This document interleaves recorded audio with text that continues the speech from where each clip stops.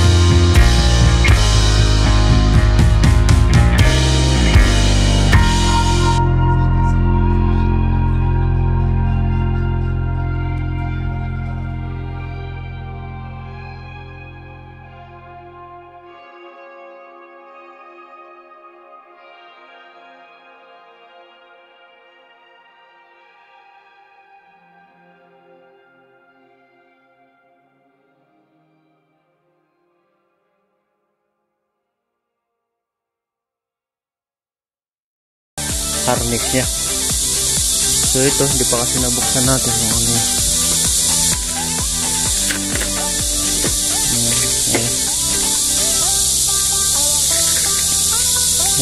Magulo. Yan, ayusin na lang natin to para malinis yung wiring niya. So yun, baklasin ko muna tong ayusin natin yung fit up, babagoyin natin. Yun mga kabikers, niluwagan ko tong tipos na dito. Tinaas ko kasi sinilip ko kung buo pa yung bearing nya, kasi lumuwag lang pala yung nut na to sa taas, kaya nakakalog tong ano nya, pero yung bearing nya sa loob okay pa. So kahit di na natin ito palitan. Yun mga kabikers, buo pa yung bearing nya, wala pang sira o kulang. So ang nangyari lang siguro nung stock, hindi lang masyadong nakadiin to, hindi nakasagad, kaya nung gamit siya ng gamit, so sumagad na siya, kaya lumuwag tong dito. So sisikipan ko lang, tapos balik ko ulit. So yung harness sa taas, yung harness nya, nabaklas ko na dito sa harap. So yun, sisikipan ko lang, tapos babalik ko ulit yung taas para sa harness naman tayo. So okay pa yung ano nya, bearing. Hindi na lang natin siya palitan. Yun mga kabikers, natapos na natin itong ayusin yung tapos nya. So itong harness naman, yun natatanggalin natin, tapos kakabitan ng bagong harness, tapos ibabaguhin natin yung arrangement ng battery nya para maayos. So marami siyang mga additional na wire. So itong wire yatang itong additional ay dito sa pailaw nya. So check ko na lang yan. So yun mga kabikers, tanggalin ko muna yung harness nya. So yun mga kabike, nabunot na natin yung harness. So pasensya lang at maingay dito, maraming kuliglig. So ito yung stock ng harness nya. Ito na yung harness na ikakabit natin. So tatanggalin natin itong wire na stock nya, kasi itong heavy duty na wire na yung ikakabit nya. So para hindi maraming magulo, tatanggalin natin yan. Yun mga kabikers, yun, naikabit ko na yung puso. Nalagay ko na rin yung bracket nya. Tapos napalitan na rin natin ng harness. Medyo magulo pa kasi hindi ko pa nasalan siya ng maayos. Tapos dito sa harap, hindi ko pa rin na-arrange, pero nakabit ko na lahat yan. Ito na lang, babaguhin ko itong magbubutas ako ulit ng panibago, kasi inusod kasi yung yung handlebar, kaya magbabago tayo ng butas. So yun, napagana ko na. Ang kulang na lang natin dito speed limiter. So naka DJB siya.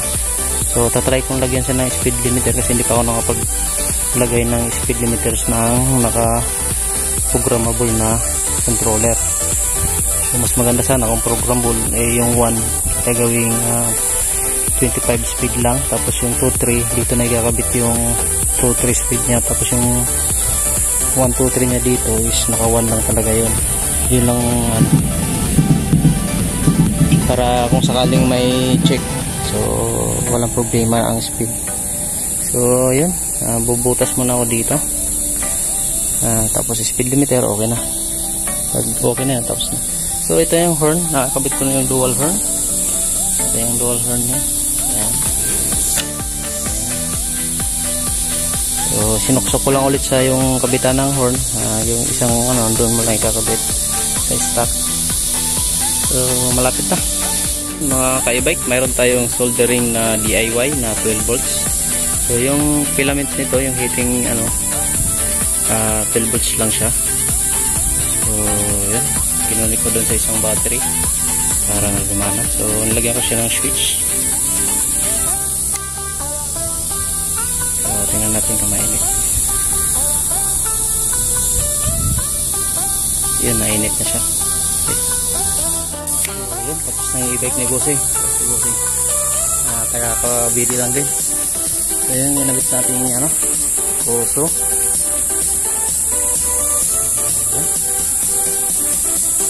Hindi natin nakabit yung speed limiter kasi kailangan sa program talaga babaguhin yung number 1. Ito, sinagatan natin yung flasher. Sinagatan din yung flasher dito. So, ito yung horn niya, yung dalawa, yung panggulat na horn. So, testing natin kung malakas yung horn niya. May mga pailaw si boss.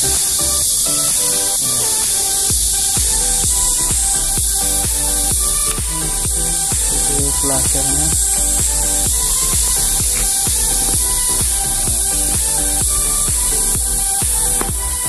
Thank you kay boss.